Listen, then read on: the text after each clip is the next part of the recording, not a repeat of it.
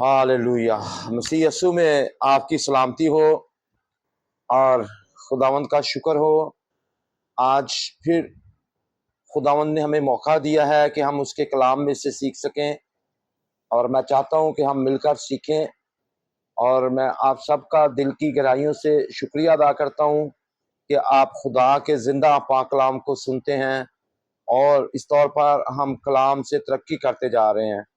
मैं खुदा का शुक्रगुजार हूँ। आज जो हमारे लिए टॉपिक है वो है उसकी आवाज़ को सुने।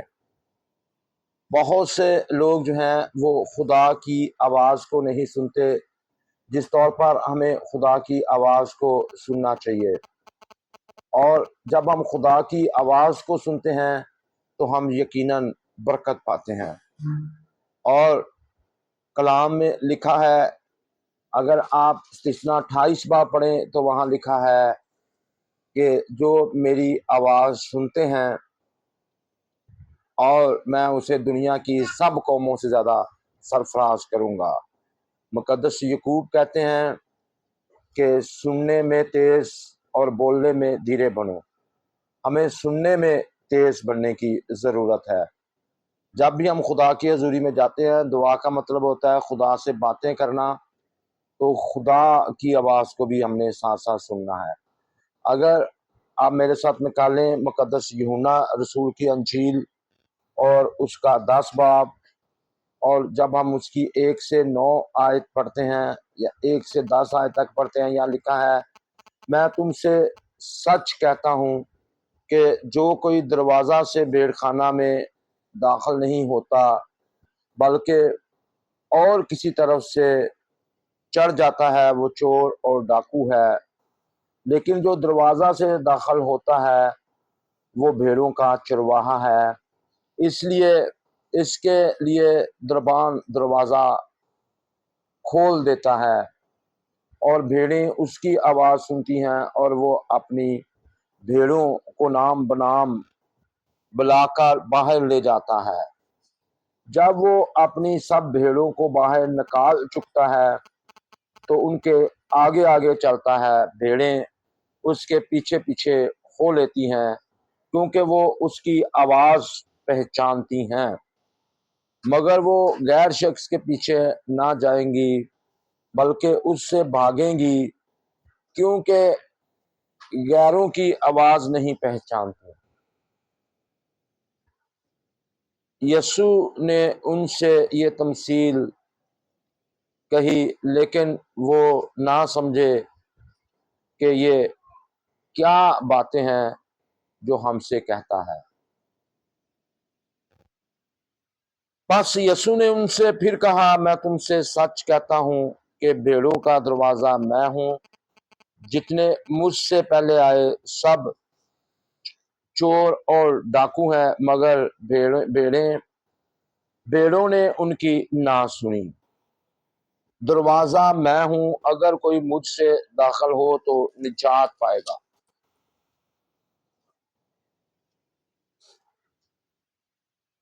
और अंदर बाहर आया जाया करेगा, चारा पाएगा।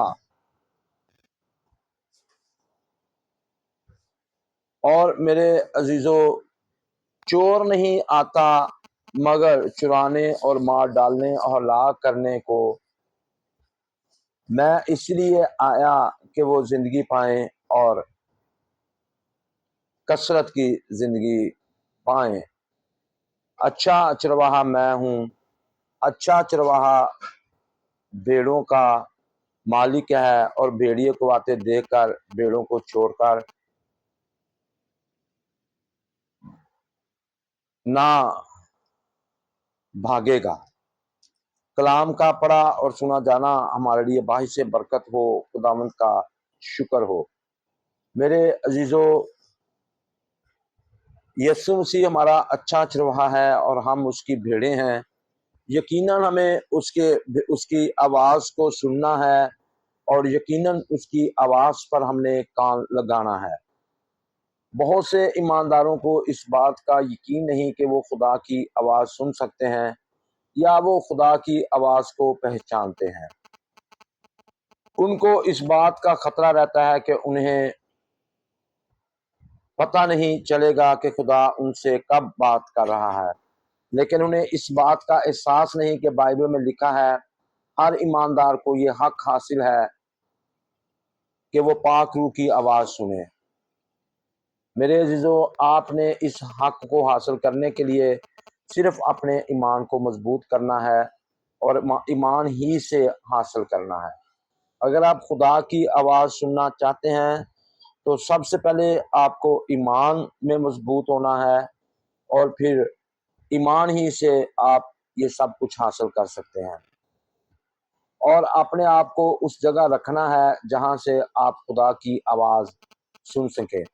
اگلی بار جب ابلیس آپ کو یہ کہنے کی کوشش کرے کہ آپ خدا کی آواز نہیں سن سکتے، تو یاد رکھیں کہ یسوع نے کہا تھا میری بھیڑیں میری آواز سنتی ہیں اور وہ کسی دوسرے کے پیچھے نہیں جاتے۔ سب سے پہلے ہمیں یسوع کی بھیڑ بننا ہے، اور پھر ہمارے ساتھ وہ بات کرے گا، پھر ہم اس کی آواز کو سن پائیں گے۔ یہی خدا کا وعدہ آج آپ کے لیے بھی میرے لیے بھی ہے۔